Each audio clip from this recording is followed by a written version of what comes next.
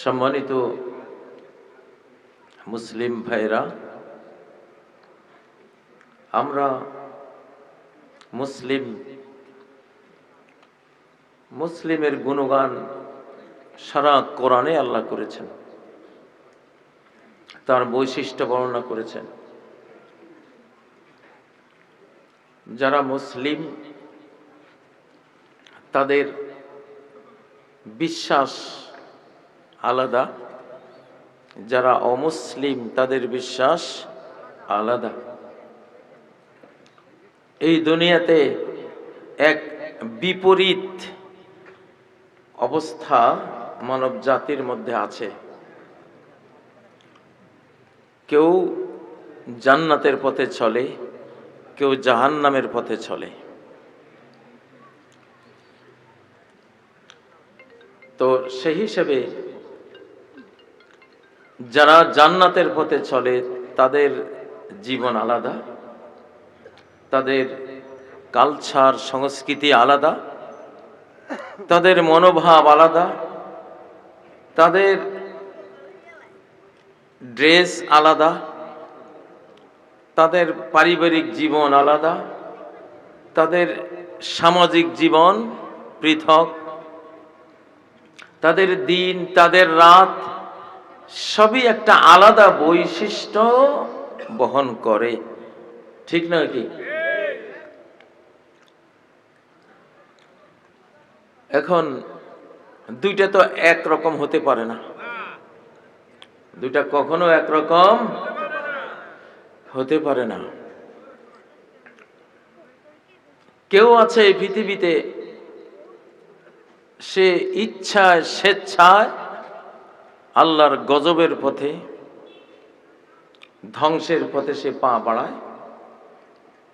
সে মনে করে আমি খুব ভালো কাজ করছি, কিন্তু আসলে তার কাজটা ভালো না।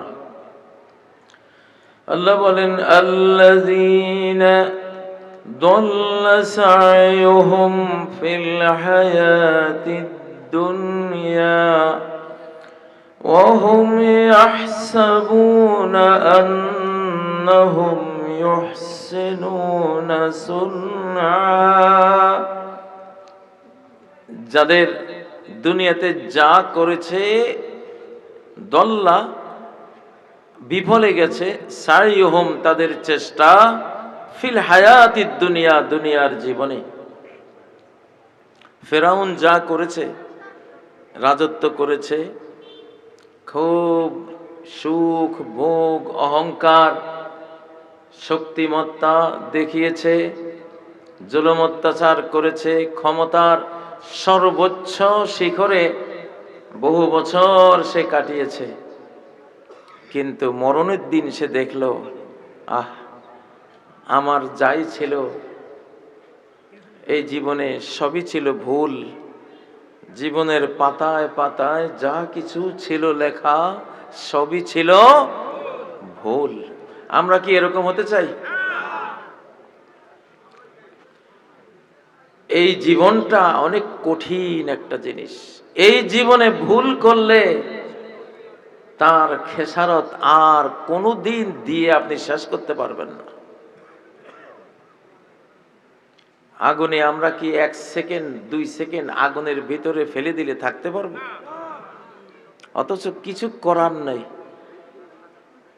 এই জীবনে ভুল করলে অনন্ত অনন্ত কাল আগুনেই থাকতে হবে। বের হওয়ার কোনো ফায়ার সার্ভিস নাই যে আগুন থেকে আপনাকে বের করবে। কোনো উদ্ধার কর্মী নাই যারা আগুন থেকে আপনাকে বের করবে। খালিদিন ফিহা।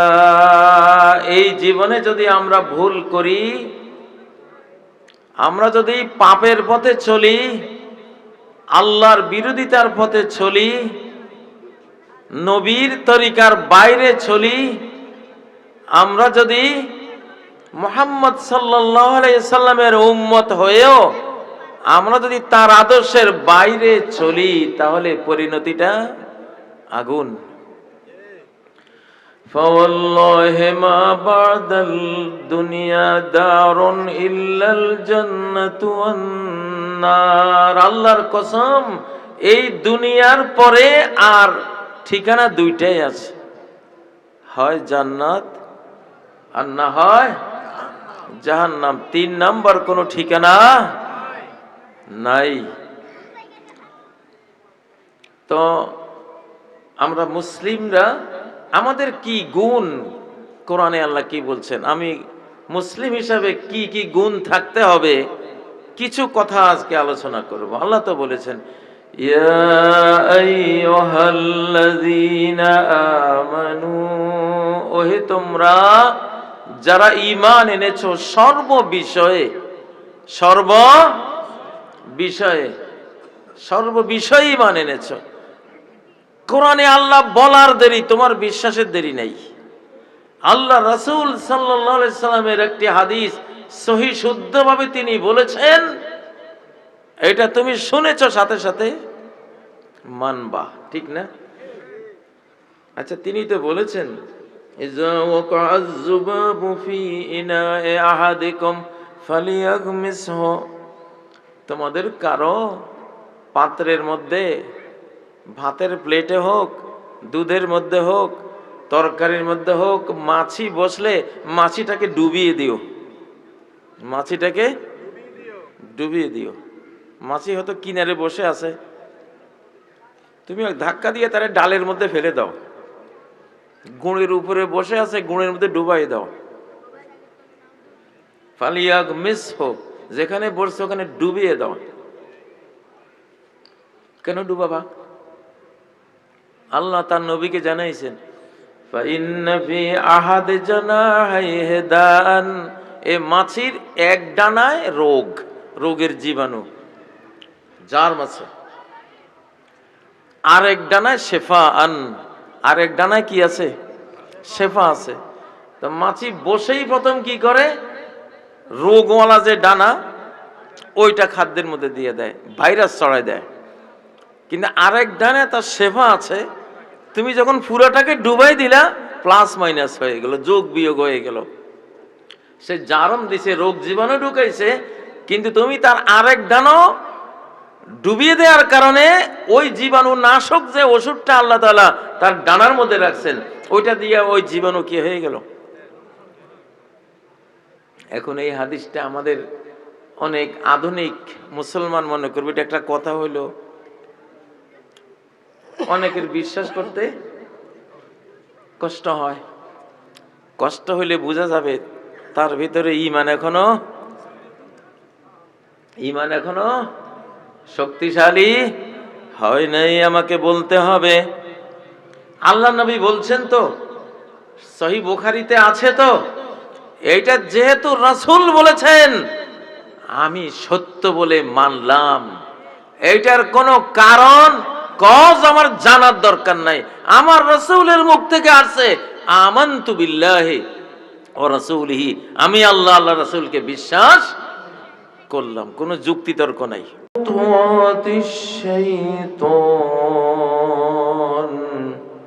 ইন্নাহু লাকুম আদুউম মুবিন। وقال عز من قائل